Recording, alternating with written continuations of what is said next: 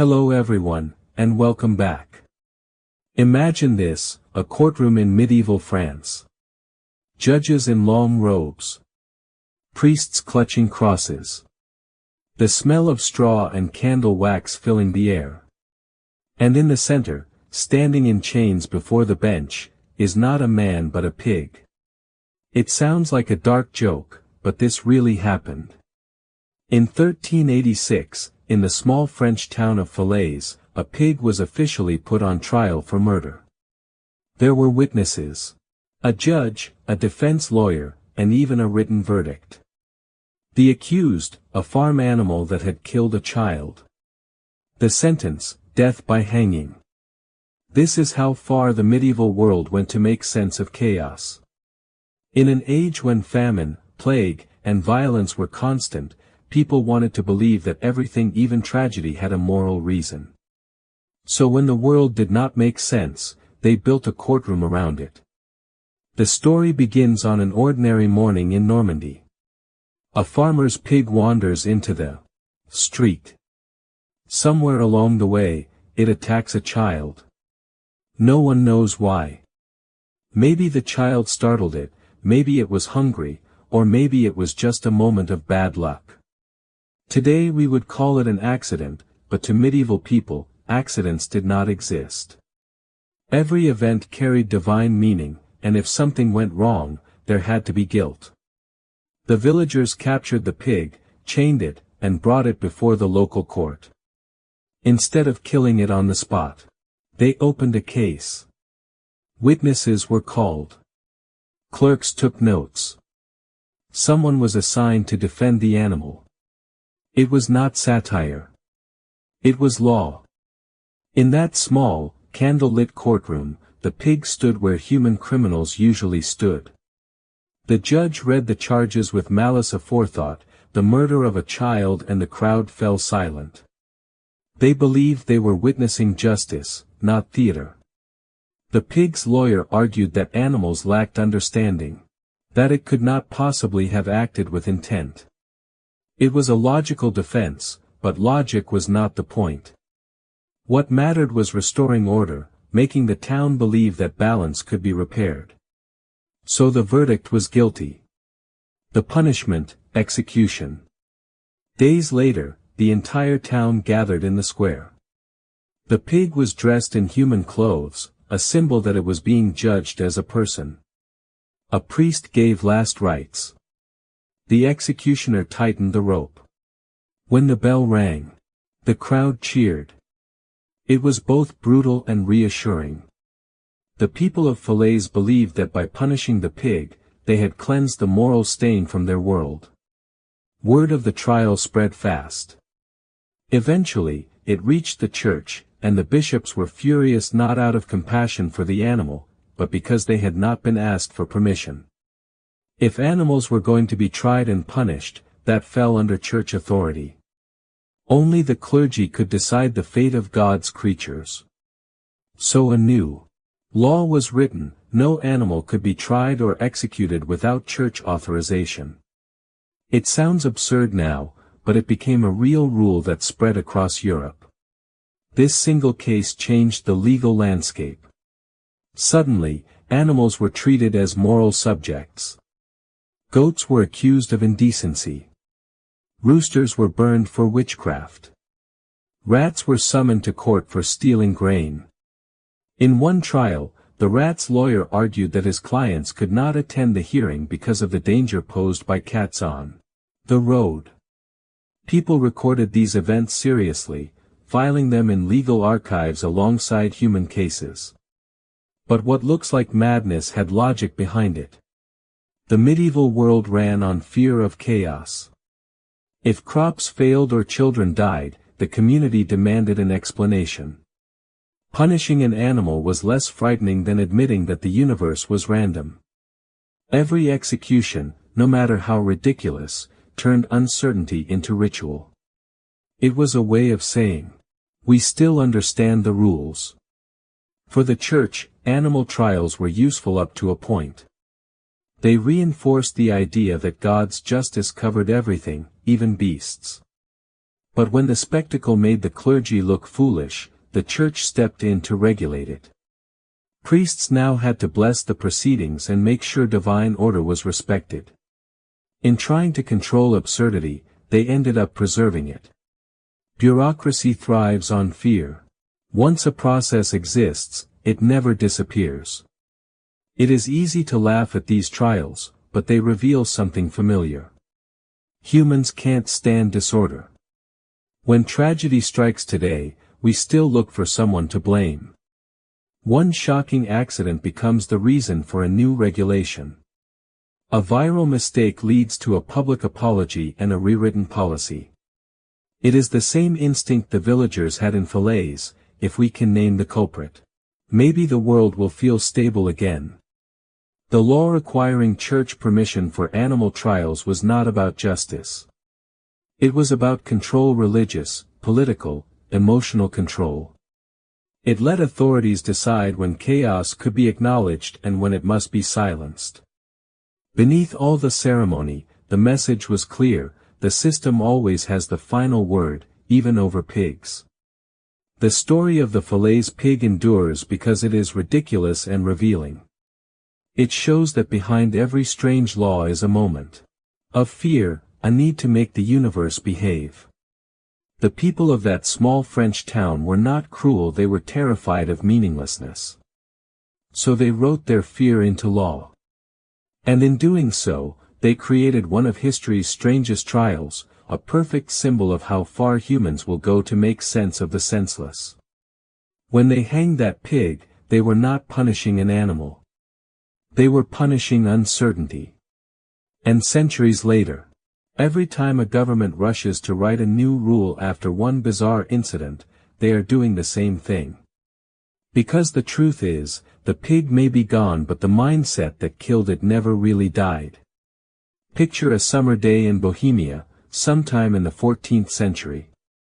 The banners are up, the crowd is cheering, and knights in shining armor are lining up for a jousting tournament. Horses snort, lances glint. And the air smells of hay and wine. It is supposed to be a show of strength, bravery, and nobility. But in this particular tournament, someone decides to add a touch of humor, and that decision ends up changing the law. One ambitious nobleman, bored of the usual spectacle, thought it would be funny to dress a goose in armor. Not just any armor, but a custom-made miniature set, a tiny breastplate, a helmet. Even a little shield strapped to its wing. He called it Sir Goose of the Pond and paraded it around before the crowd, laughing.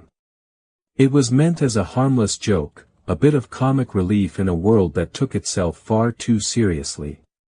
But then the goose escaped. It flapped straight into the tournament field, spooking one of the horses. The startled animal reared up, throwing its rider to the ground. Lances fell. People screamed, and what started as a prank turned into chaos. The joke had become dangerous. The injured knight was carried away, the crowd panicked, and what could have been forgotten as a silly incident became an official matter of order and safety. When the dust settled, the local lords were not amused. Tournaments were sacred symbols of chivalry, discipline, and the social order. Allowing a bird in armor to ruin one made the whole event look ridiculous. And nothing terrified medieval authority more than ridicule. So they did what authorities always do when something embarrassing happens: they wrote a law. A formal decree was issued: no person shall arm, dress, or adorn any beast or fowl in imitation of noble combatants. It was short, strict, and completely humorless. But behind its wording lay a clear message: stop making a mockery of power. The armored goose law spread to neighboring regions, with other courts issuing similar bans. Some justified it as a safety measure. Others framed it as protecting the dignity of tournaments. Either way, the rule existed not because people were actually arming animals on a regular basis, but because one foolish noble had embarrassed the institution. And that is where the real story lies, not in the goose, but in the reaction. Medieval law was not only about right and wrong. It was about maintaining appearances. Anything that made the ruling class look foolish was treated as a threat. The goose did not just disrupt a joust, it disrupted the illusion of authority.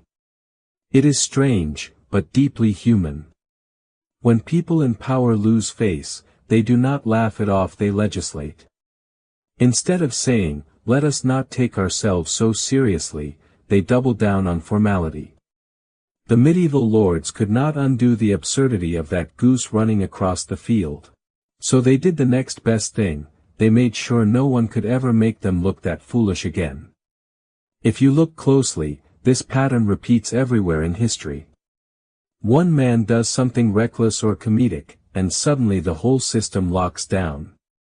It is not about justice, it is about preserving image. The armored goose was harmless, but the laughter it caused was not. Laughter is dangerous in societies built on strict hierarchies. Because it makes everyone seem equal for a moment. In medieval Europe, humor had limits. You could make jokes about peasants or devils, but not about the nobility or their rituals. Those rituals, tournaments, ceremonies, nightly games were the glue holding the social order together. To laugh at them was to question them. The armored goose did exactly that. It made the whole idea of chivalry look like theater. And theater does not mix well with authority. So, in one afternoon, a joke turned into legislation. The decree against animal imitation of knights stayed in effect for generations. It shows how a single embarrassing moment can outlive the people who caused it. Nobody remembers the nobleman's name, but the law he inspired survived in dusty records. And honestly, if you squint, you can still see traces of that mindset today. One person breaks a rule in a ridiculous way. And instead of simply laughing and moving on, we respond with bans, warnings, and disclaimers. Someone flies a drone too close to a parade, and suddenly there is a 50-page document outlining drone-free zones. Someone makes a viral video mocking a ceremony, and now recording devices are restricted. It is the same reflex that wrote the no armored geese rule, control the laughter before it spreads. The story of the armored goose is not just a funny medieval anecdote, it is a glimpse into how fragile authority really is. The law that followed was not about public safety or animal welfare. It was about pride. A goose disrupted the show, and the law was there to make sure power did not get laughed at again. It is a reminder that even in the age of knights and castles, dignity could be as delicate as feathers. And that sometimes, history's strangest laws begin not with crime but with comedy. The story begins, as many medieval disasters do, with too much wine and too much pride. Picture a bright summer afternoon in 1364, at a jousting tournament in Germany. The crowd is restless, the banners are flying, and the air hums with excitement. Among the knights preparing to compete is Count Heinrich von Schwarzburg, a man known less for his skill and more for his enthusiasm for drink. Jousting was supposed to be noble entertainment. A display of control, courage, and composure. But Count Heinrich had a different idea. He believed that wine gave him spiritual courage. In other words, he was very drunk and very confident. He mounted his horse, wobbled in the saddle, and assured everyone that he fought better this way. The crowd laughed nervously. His squire whispered for him to stop. But the count charged anyway. What happened next became legend. Instead of striking his opponent, the count's lance veered wildly and impaled a monk standing near the edge of the field. The monk had been praying for the safety of the competitors. The irony was so thick it almost felt divine. The monk survived just long enough for people to realize what had happened. A nobleman, drunk at a holy event, had nearly killed a servant of God. The laughter vanished. Panic rippled through the tournament. The count was dragged from his horse. His helmet yanked off, his face red not just from wine but from humiliation. The church officials were furious, and so were the nobles who had just watched their proud tournament turned into a farce. Medieval tournaments were more than sport, they were propaganda. They showed that knights were disciplined, honorable, and favored by God. One drunk man's mistake threatened the illusion that the social elite were better than everyone else. So, to protect their image, the council did what councils always do after a public scandal: they wrote a law. From that day forward, no man was allowed to compete in a tournament while under the influence of wine, ale, or any intoxicating spirit. It might have been one of the earliest do not ride drunk laws in history. The penalty was severe: disqualification, loss of rank, and in some cases, public penance at church. But beneath the moral language, the rule was about reputation. It was not really about protecting lives, it was about protecting appearances. The idea that a knight, a supposed model of discipline, could make such a fool of himself was intolerable. The law became a patch on a hole in the social fabric. And yet, like many laws born from embarrassment, it did not work well. Enforcement was tricky.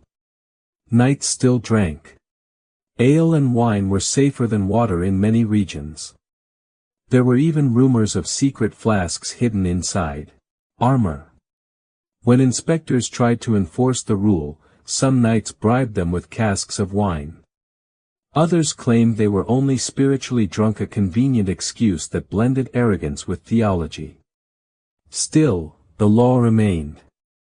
Its real power was not in punishment but in symbolism. It reminded the nobility that their actions reflected the order of the world. If a monk could be injured by a drunken knight, what else could go wrong? If those at the top could lose control, maybe the whole hierarchy was fragile. The church and the aristocracy could not risk that thought taking hold. So, every time a tournament was held, heralds announced the new rule: let no man compete who is drunk in body or spirit. It became part of the ritual, a moral disclaimer recited before the lances clashed. People forgot the count's name. But they remembered the shame that made the rule necessary.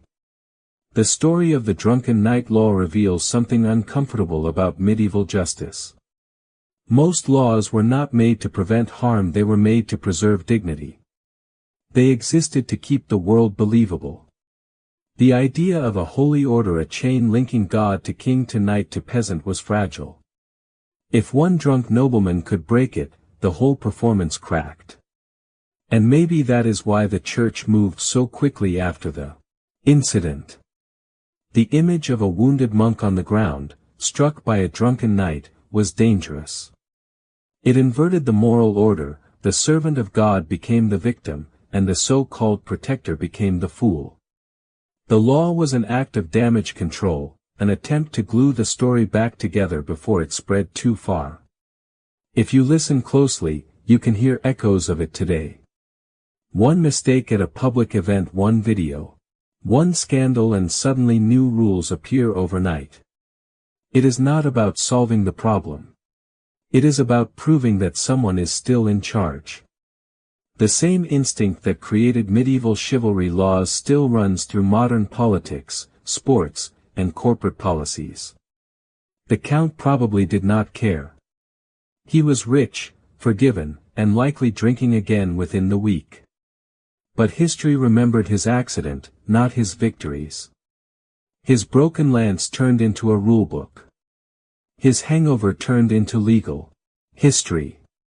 And that is how one reckless knight, one unfortunate monk, and one very bad decision gave birth to the world's first recorded law against riding drunk. It was not written out of compassion. It was written out of fear, fear of laughter, fear of losing control, fear that one man's foolishness might make the whole system look human. It started in a bakery, not a battlefield. Somewhere in London. In the late 14th century, a baker decided to experiment. He shaped his dough into something new, a perfectly round loaf with a raised ring around the edge. It looked elegant, different, almost royal. People loved it. They called it the king's bread, half jokingly, admiring its crown-like shape. For a brief, innocent moment, it was just a clever design. But in medieval England, cleverness could be dangerous. One day, a royal official passed by the bakery, saw the loaf, and did not laugh. To him, it was not innovation, it was insult.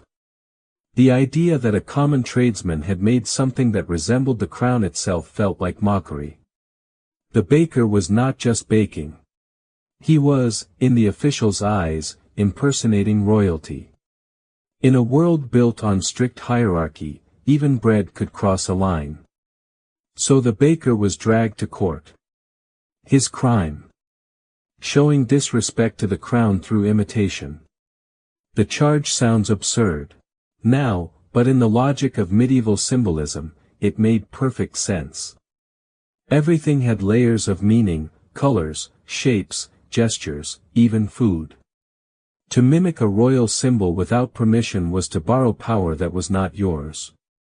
The court made an example of him. He was fined heavily and, according to one account, forced to stand in the marketplace with the offending loaf tied around his neck, a public warning to anyone else who thought about baking too creatively. And to seal the humiliation, a new law was issued: no baker shall make or sell bread in any form resembling the crown, the cross, or any sacred emblem. From that moment, bread was no longer just food, it was politics. Bakers adjusted their designs carefully, flattening their loaves, shaping them plain and safe. The royal bread vanished from the streets, but the story spread faster than the smell of yeast. It became one more example of how the powerful could turn even the smallest act of creation into a question of loyalty.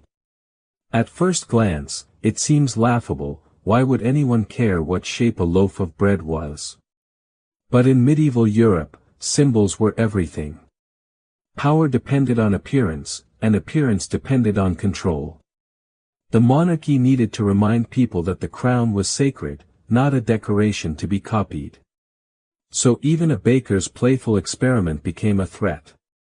The deeper truth is that rulers feared ridicule more than rebellion. A war could be crushed. Laughter could not. Mockery eroded the illusion that authority was divine.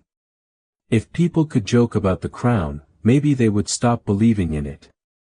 The royal bread ban was an act of protection, not of the state, but of the myth that held the state together.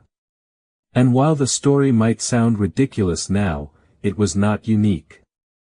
Throughout Europe, similar decrees appeared: bans on using royal colors, limits on how tall one's hat could be, even restrictions on how much gold could decorate a belt. Ordinary people were reminded constantly that status was not just about money, it was about permission. What you wore, built, sang, or baked could all be seen as statements about your place in the order of things. The baker's punishment sent a message: creativity without deference was rebellion. It was safer to follow recipes than to invent. But this story also says something subtle about how fear works. The law was not written because bakers everywhere were sculpting crowns out of dough. It was written because one man's loaf embarrassed someone powerful enough to make it illegal. In that sense, the royal bread ban fits perfectly with all the strange laws of the era, each one born from one awkward, public moment that the authorities refused to laugh off. Even now, that logic survives. A politician makes a fool of himself on camera, and new media rules appear.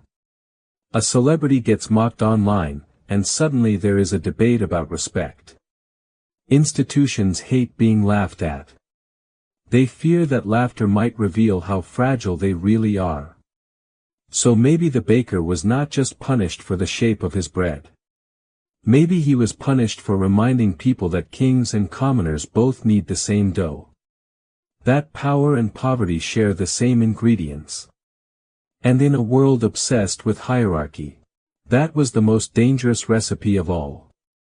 He probably went back to his shop, baked something simpler, and tried to forget. But the law stayed. For centuries, Bakers followed invisible rules written in fear, proof that sometimes the smallest loaf can leave the biggest mark on history. In 14th century Italy, inside a quiet Benedictine monastery, someone got bored. The monks' lives were ruled by rhythm, not of drums or dance, but of bells and prayers. Every hour had its chant, every chant had its tone, and every tone was the same. Holy, slow, and endlessly repeating. Then one evening, a young monk, no one remembers his name, decided that worship could use a melody. He slipped a few borrowed notes from a tavern song into a Gregorian hymn. It was harmless mischief, a moment of color in a gray day. But the other monks noticed. And they liked it. Soon, voices began to weave together. A harmony here, a playful rhythm there. Vespers turned into concerts. Some brothers even started adding instruments, a lute hidden behind a pillar, a small drum beneath a robe. What had started as devotion began to sound suspiciously joyful. At first, the abbot pretended not to hear. Maybe he even smiled once or twice. But as the music spread, it started to change the mood of the monastery. Evening prayers. Once solemn and heavy, now pulsed with warmth. Pilgrims began whispering that St. Cecilia herself had blessed the abbey. Visitors came not for silence, but for sound. And that was the problem. Monasteries were supposed to reflect obedience and order. Joy was fine, quiet joy, internal joy, but anything that drew attention to itself looked like pride. The abbot could not let it go on. One night, after catching two monks harmonizing near the cloister, he called a council. His speech was fiery. Music, he said, had become vanity. Rhythm was distraction. And if the devil cannot tempt a man's mind, he will tempt his melody. The next day, a new decree was carved into monastery rule. No singing or musical performance shall occur after the hour of sunset. It was the world's first known noise curfew law, written for monks. The abbey fell silent again officially. But silence rarely lasts when people have tasted freedom.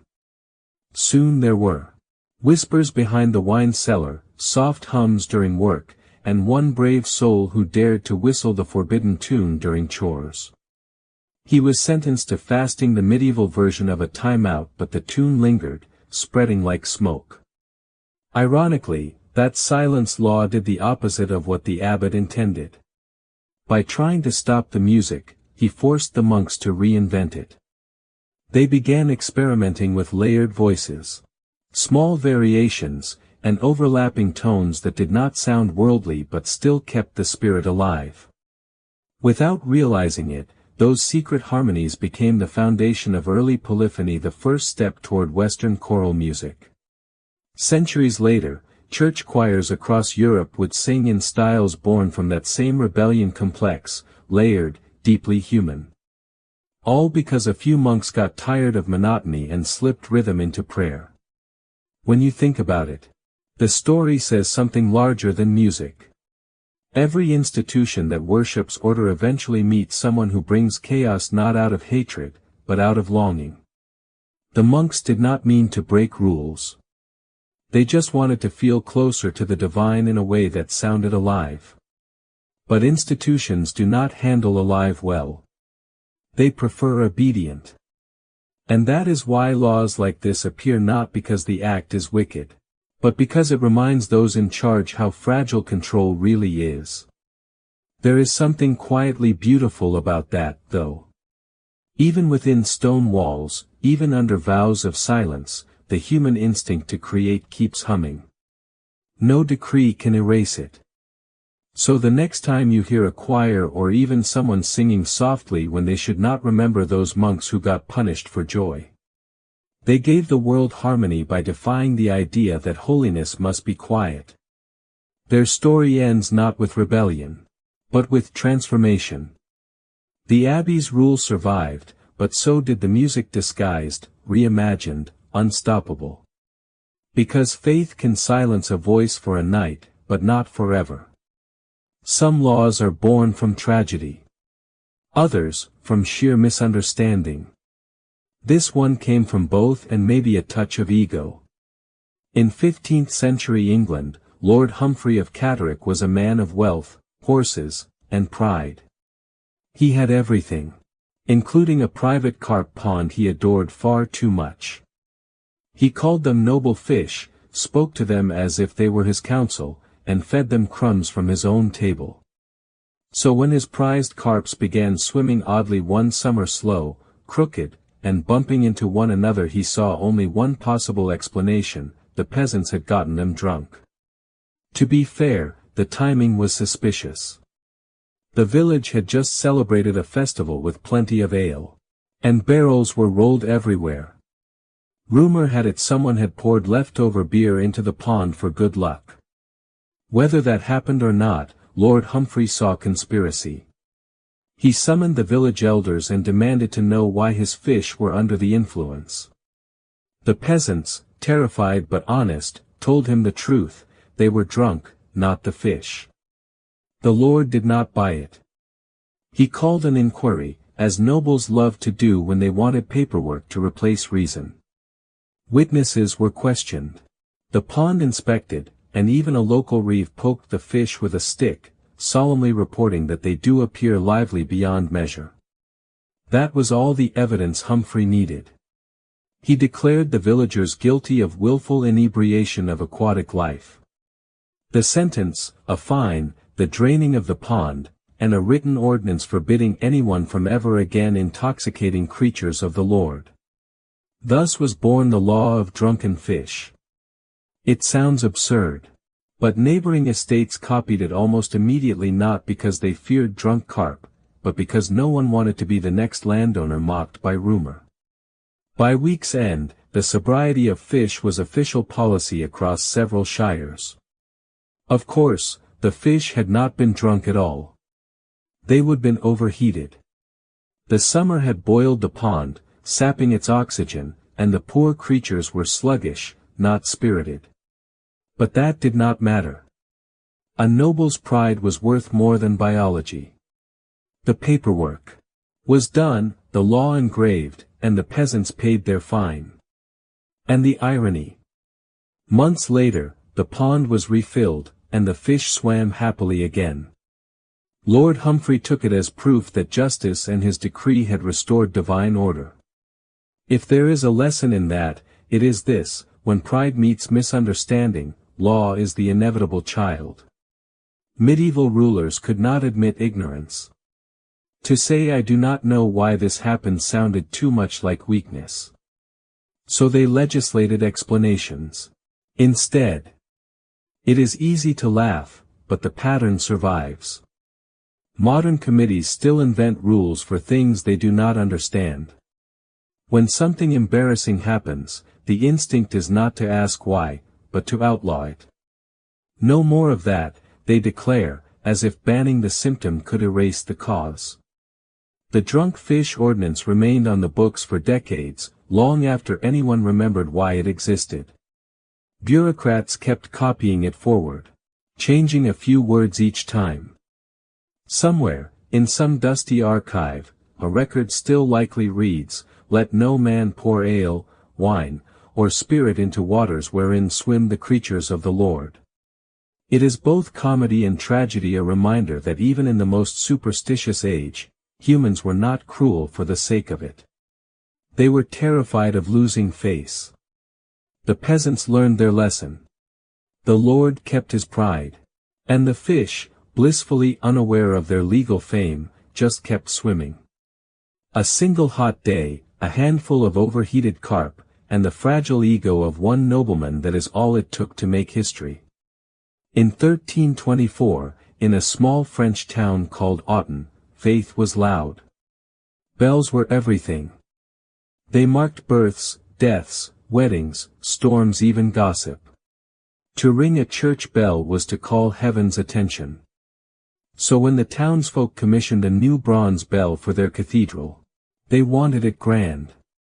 Heavy, polished, carved with angels and saints. A voice worthy of God. On the day of its first ringing, the entire town gathered. The priests blessed it. The mayor gave a speech about divine harmony. Children were told to remember this as the day the town spoke to heaven itself. And then, as if the heavens took that literally, a storm rolled in. Thunder cracked the sky. Lightning struck the tower directly. The bell's chain snapped. The beam gave way, and in a single horrifying clang, the massive bell broke free. It crashed through the wooden floors, splintered the stairs, and burst through the church doors. Then, as if alive, it rolled down the hill, crushing barrels, benches, and one poor merchant's fruit cart before finally coming to rest in the mud. No one died. But the shock was biblical. People swore the bell had moved with intention, that it was not just falling. It was fleeing. Some said they saw it roll in a perfect line, as if guided by an unseen will. Others whispered that it had grown tired of the mayor's taxes and sought better company. Whatever the truth, panic turned quickly into paperwork. The mayor called an emergency council. His opening line, recorded by one chronicler, was, "If even our bells abandon us, who will call God's mercy next Sunday?" The council agreed on the obvious culprit: negligence. Sure, but perhaps also the devil. After all, what else could make a holy object defy gravity and duty in the same day? So they wrote a law. From that moment forward, every bell in the town and later, in much of France, had to be chained or bound to its beam to prevent ungodly flight. The runaway bell law became the first official regulation of church hardware in Europe. Blacksmiths got busy forging iron clasps for bells that had hung freely for generations. Priests performed blessings over the metal, muttering prayers that sounded suspiciously like insurance contracts. For months, the sound of hammers echoed through the valleys, as if faith itself were being nailed into place. But the superstition stuck. For years afterward, people spoke of the possessed bell of Auden. Some said the lightning had awakened its spirit. Others believed the angel engraved on its side had tried to fly home. Travelers stopped to see the holy runaway, and the town quietly enjoyed the attention. Still, the law spread far beyond its borders. Other parishes, not wanting to be mocked or damned, passed similar decrees. Before long, France was full of chained bells so tightly secured, in some cathedrals, that they could barely ring. Villagers complained that their prayers sounded faint, and priests worried that God could not hear them. The irony was thick: in trying to keep heaven's voice safe, they would silence it. It is easy to see the absurdity now, but to them, it was order restored. The chain was not just for metal. It was for meaning. It said, "We are still in control. Even if lightning strikes, we have laws." And maybe that is why this story endures. It captures something timeless about the human need to legislate fear. When the world cracks open, when nature or chance embarrasses the powerful, we reach for rules, not reason. The runaway bell never rang again. It was too damaged, too heavy to repair. The town eventually cast a new one, smaller and simpler. It rang softly, as if afraid. But somewhere in that silence, you can still hear the echo of the law. It inspired proof that even metal could be guilty in the Middle Ages, and even chaos could be chained in the name of order. It happened somewhere in Burgundy, during a local dispute that had dragged on too long. A knight accused a village priest of withholding taxes. The priest accused the knight of stealing church land. Insults turned to threats, and threats, in that age, had only one ending: a duel. By law, clergy were not allowed to fight. But Father Antoine was not an ordinary priest. Before his calling, he had been a soldier in the Duke's army, tall, broad, and still carrying the kind of anger that does not wash off with holy water. When the knight challenged him, the priest accepted, saying, God made my arms strong before he made them merciful. The duel took place at dawn, on the edge of the monastery fields. Witnesses said the priest fought calmly, almost sadly. The knight came in swinging, arrogant and loud, but Antoine moved like a man who knew the weight of every blow. In minutes, the knight was on the ground, armor dented, sword snapped, blood on the grass. The priest stepped back, breathing hard, muttering something that might have been a prayer. The crowd did not cheer. They did not know what to do. A holy man had just defeated a noble, and that was terrifying.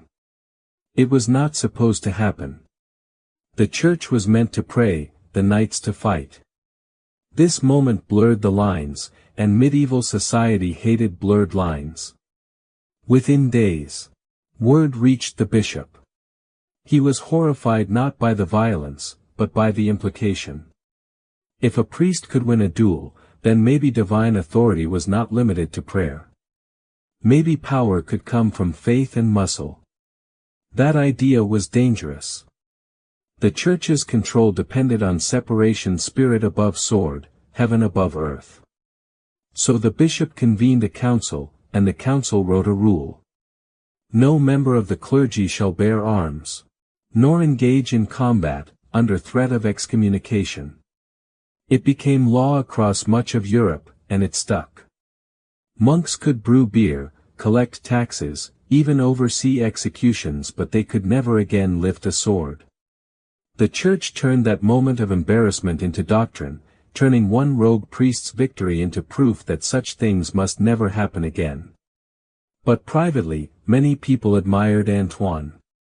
They whispered that he had defended justice when the knight abused his power. For peasants and commoners, he was a symbol, proof that holiness did not have to mean helplessness. For the church, he was a headache that needed erasing. The rule spread, and over time, it grew stricter. Even carrying a dagger could mean suspension. Priests who disobeyed had to perform long penances, barefoot pilgrimages, public confessions, weeks of silence. The image of the warrior priest vanished, replaced by the soft, obedient cleric we imagine now. And yet, in monasteries and borderlands, old habits lingered. There were priests who still trained in secret, calling it discipline of the body. There were even rumors of entire orders who fought quietly under other names. Shepherds turned swordsmen when bandits threatened their flocks. History rarely records them, but they existed, in the shadows of faith. The irony of the clergy combat ban is that it was not about violence at all, it was about control. The church did not fear bloodshed. It feared unpredictability. A knight killing a priest was order. A priest beating a knight was chaos. And in that, you can see the medieval pattern again. Every strange law was a reaction to one uncomfortable truth. One pig, one goose, one drunk knight, one armed priest, each forced society to look in the mirror and say, that should not happen. Then they wrote a rule to make sure it would not. Father Antoine's duel faded from official records. But his story lingered in tavern talk and quiet prayers. Some said he repented, others that he vanished into exile. But his legend endured, the man of God who fought for what was right, and lost his place in heaven's bureaucracy for it. And maybe that is fitting. He did not break faith. He broke form. In a world obsessed with boundaries, he reminded everyone that sometimes the sacred and the human share the same hands.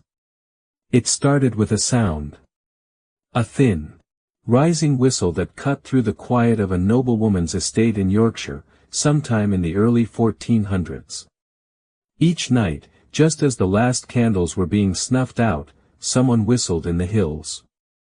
It was not music, just a single, repeating note that floated through the dark like a warning. At first, people ignored it. Then the horses began panicking in their stables. Servants refused to go out after dusk. The noblewoman herself could not sleep, claiming the noise carried the breath of spirits. Finally, she summoned the town watch. Their search turned up nothing but a shepherd, half drunk, whistling to his dog while guarding sheep. He apologized, promised to stop, and for a while, peace returned. But gossip moves faster than reason. By winter, tales had spread of the whistler, a ghostly wanderer whose tune foretold death. Villagers claimed to hear it before livestock died or storms hit. Fear turned habit into omen. And because fear always needs a culprit, the noblewoman petitioned the local court for protection. The judge, rather than mock her, took it seriously. Respectable people did not imagine things that was for peasants. So the council met, debated, and drafted a decree. None shall whistle, pipe, or sound the lips after the ringing of the evening bell, under penalty of fine or imprisonment. And just like that, silence became sacred. At first, it was about superstition, a way to quiet nerves and regain control of the night. But soon, the law took on new uses. Night guards used it to arrest anyone wandering after dark. Tavern owners used it to close up early. Landlords used it to keep tenants from gathering outside. What began as an attempt to calm one anxious lady became a convenient tool for curfews and control. Over time, people forgot the origin. They just knew that whistling at night was bad luck, calling the devil, or inviting thieves. Parents warn children, do not whistle after sundown, or spirits will follow your sound home. By the 1500s, similar bands appeared across Europe from Prague to Florence, always dressed in moral language but rooted in fear of noise, mischief, and rebellion. Because sound carries freedom. It announces presence. And authority, in any age, prefers quiet. In cities, the night whistling law blurred with order codes. In villages, it blended with folklore. Sailors whispered that whistling angered the wind. Miners said it woke the dead. The rule became so ingrained that even long after the law vanished, the superstition stayed. In rural England, people still say never whistle after dark, unaware they are echoing a medieval curfew written for the convenience of one noblewoman and her frightened horses. It is strange how control hides itself in tradition. The law was not violent, yet it silenced a kind of joy. Shepherds stopped singing to their dogs. Drunkards stopped making up tunes on their way home. The nights grew quieter, heavier, as if the air itself had learned obedience. You can almost imagine that shepherd, sitting on his hill months later, staring down at the manor that started it all. Maybe he wanted to whistle again. Maybe he just breathed the melody instead, a small act of defiance swallowed by the dark. And that is the quiet irony of this story. It was not about sound at all. It was about control disguised as courtesy. The medieval world feared laughter, music, movement, anything spontaneous enough to remind people they were alive. So it outlawed sound after sunset and called it peace. But peace built on fear is just silence. And silence, enforced long enough, starts to echo. The story begins not in a castle or courtroom, but in a workshop in Prague during an early summer heatwave. The year was around 1471, and the city baked under a relentless sun. The river had dried to a sluggish brown line, and the air inside workshops was suffocating. Most craftsmen stripped down to survive the heat, shirts open, sleeves rolled, sweat turning sawdust to mud. But one carpenter, Jan Havel, took it further. Alone in his shop, trying to finish a commission for the royal household, he decided that clothes were unnecessary. He worked in nothing but his apron, humming to himself, skin glistening with sweat. To him, it was practical. To everyone else, it was a scandal waiting to happen. Fate, of course, delivered the audience. One morning, Queen Joanna, passing through the street on her way to the chapel, turned her head just as the wind caught the carpenter's door. There he was, hammer in hand, completely naked but for that small apron, frozen mid-swing like a statue of guilt. The queen gasped. Her attendants shrieked. The guards burst into laughter before remembering who was watching. By nightfall, the story had spread through the city like spilled wine. The naked carpenter of Prague became an instant legend. Street songs mocked the court, sermons thundered about lost morality, and merchants joked that their tools might start undressing next. The queen herself, humiliated and furious, demanded punishment not because she was offended by nudity, but because the gossip made her look foolish. So the city council met. They could not very well arrest a man for being hot. But they could make an example. Within days, they drafted a new decree.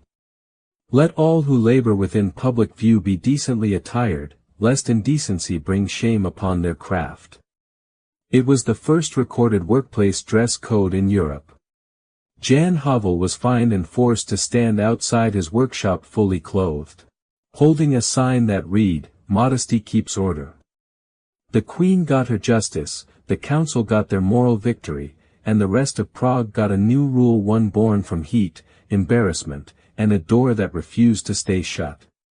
But the deeper story was not about one man's body. It was about image. The medieval world relied on appearances to define virtue. Clothing was not just fabric. It was morality made visible. To be naked was to remind people that beneath all the layers, noble or peasant, priest or queen, everyone was made of the same soft, fallible flesh. That reminder was intolerable. So modesty became regulation. Guilds adopted similar rules. Tailors codified standards of respectable attire. Even monks and scribes began writing about proper work garments as if sin could be measured by sleeve length. Over time, this became one of Europe's quietest but most enduring laws: dress equals discipline. The irony is that Jan's act was never rebellion. He was not trying to shock or challenge norms. He was just trying to breathe. His mistake was forgetting that in a society obsessed with control, even comfort can look like defiance. You can still see echoes of that today. Dress codes in offices, schools, and parliaments, all born from the same instinct, to hide the human body beneath symbols of restraint. The rule has simply changed costume. Jan's punishment faded into folklore. Painters even joked about him, sketching Saint Jan of the Apron, patron of heatstroke and humiliation. But behind the laughter lay a truth medieval life kept proving: that most laws do not start with grand philosophy. They start with a moment that embarrassed the powerful. And so the naked carpenter's code joined the long list of rules written not for justice, but for dignity's sake, proof that sometimes, all it takes to change a city's morality is one man, one hammer, and one very inconvenient breeze. By the late 1400s, Europe was obsessed with order. But beneath the surface of laws and prayers, something else was spreading: superstition, wild and sticky as smoke. Strange reports began appearing in court records: a rooster that laid an egg, a pair of shoes that walked by themselves, a cow that wept at night. Every story seemed to demand explanation. And every explanation became a law. The rooster case was the first to draw attention. In Basel, Switzerland, a farmer's rooster supposedly laid an egg smooth, small, and pale. The townspeople panicked. Everyone knew rooster eggs were said to hatch basilisks, the mythical serpent whose gaze could kill. The authorities, not wanting to risk being the ones who ignored a demon, arrested the bird. It was tried in court, yes. Formally tried and found guilty of unnatural acts. The sentence, burned at the stake. A clerk recorded the trial in solemn Latin, as if it were a matter of state. Soon after, another case followed, this time in Burgundy, where a pair of boots was accused of witchcraft. Their owner claimed they walked on their own, which might have meant he simply kicked them in frustration, but the court took it seriously. The boots were seized, examined by priests, and found to be under the influence of malign enchantment. They, too, were burned. Then came the weeping cow. In a small village in Lorraine, a farmer reported that one of his cows had begun crying each night. Locals whispered that it mourned the souls of sinners. The priest, unnerved by the crowds gathering to witness it, declared the behavior unholy and ordered the cow exorcised. When the crying continued, likely a simple illness, the bishop intervened, issuing a new decree: no beast, object, or artifact shall be declared miraculous without clerical investigation and approval. That single rule became the backbone of dozens of later laws. What started as superstition became procedure. Every time something strange happened, an odd birth, a moving statue, milk that turned red, it was no longer enough to panic. It had to be reported, filed, examined, and judged. This was the birth of spiritual bureaucracy. And it shows how medieval people handled fear. They did not deny it. They domesticated it with paperwork. These decrees multiplied for two reasons. First, the Church wanted to maintain control over what counted as divine.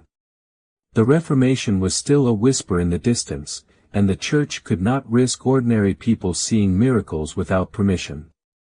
Second, rulers discovered that fear, once codified, was power. If people believed the state could command even demons and curses, their obedience deepened.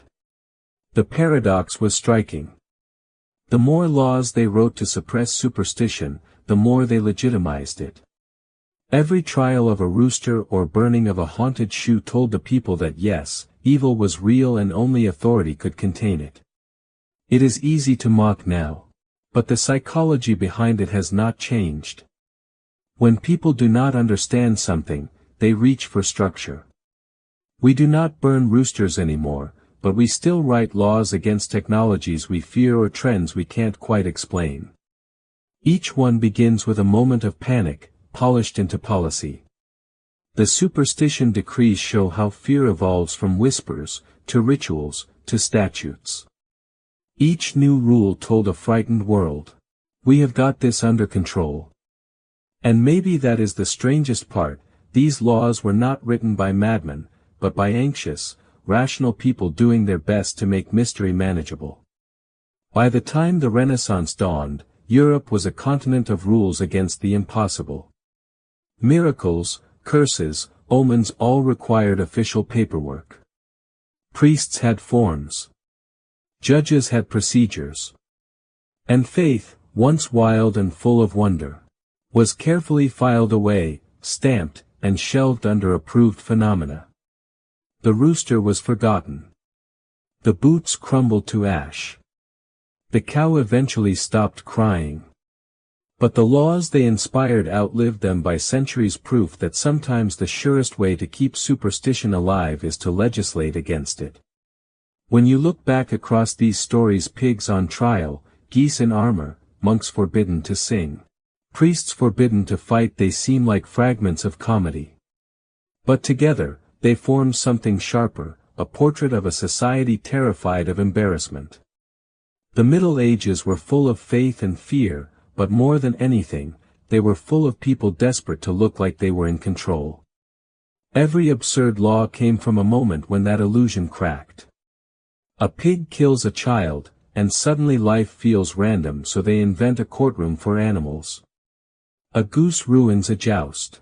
And nobility looks ridiculous, so they ban humor. A monk sings too joyfully, and holiness starts to sound human, so they silence music. None of these rules fixed the chaos they were reacting to. They just buried it under paperwork. The pattern is the same: one strange, embarrassing incident becomes a warning, a story retold until it hardens into statute. Fear of laughter becomes a fear of disorder. And fear of disorder becomes law. In the process, what begins as protection turns into theater. But that is how all authority survives. The language changes, but the reflex does not. A medieval council writes, "No goose shall be armored in jest." A modern board writes, "No employee shall post unapproved content online."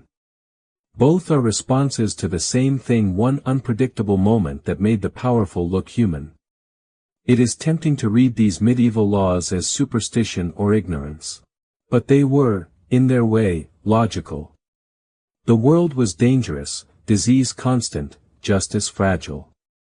If the universe felt random, then every rule was a small spell against chaos.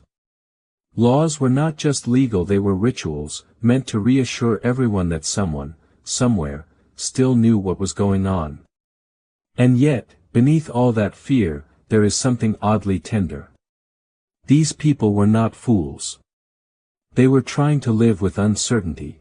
To give meaning to accidents, to make the world behave. Their mistake was not that they believed in nonsense. It was that they mistook control for comfort. That is why these stories still resonate. We still invent rules for what unsettles us, just with different costumes. A child gets hurt in a playground, and instead of accepting that accidents happen, we outlaw the equipment. A viral mishap sparks outrage. And instead of laughing it off, we draft a policy. We keep building cages for the things we can't explain, calling them guidelines, codes, or best practices. The Middle Ages only look strange until you notice how familiar they are. Every absurd decree, from the drunk fish to the runaway bell, was an attempt to keep the universe tidy. And though centuries have passed, we still do the same thing. We legislate against discomfort, decorate it with reason, and pretend it will hold. In the end, that is what these medieval laws teach most clearly: not how ignorant people once were, but how human they still are in us. We have traded cathedrals for offices, sermons for statements, but the impulse is unchanged. When the world refuses to make sense, we do not face it. We draft another rule. And maybe that is the real relic of the Middle Ages. Not the castles or the relics or the stained glass, but the quiet belief that if we just write enough laws, we can stop chaos from rolling down the hill like a runaway bell. So when you step back from all of it, the pigs, the priests, the geese, the carp, the monks, you start to see the strange beauty of their logic. Every ridiculous law was a love letter to control, a way of saying, we refuse to let the world stay wild. They were not monsters or fools. They were people living with fear, shame, and wonder, building cages out of paper and prayer. And maybe that is what makes the Middle Ages so haunting. Their absurdity feels ancient, but the reflex feels close. We still write rules to tame things that scare or embarrass us. We still try to legislate meaning when the world makes none. The difference is only the costume. So the next time you hear about some oddly specific regulation, something that sounds too stupid to be real, remember. It probably began the same way these did, with one absurd afternoon and one very serious face trying to fix it forever. Thanks for listening, and for wandering back through the dusty corners of history with me tonight. I will see you in the next story, where the laws might make a little more sense, but the people behind them never will.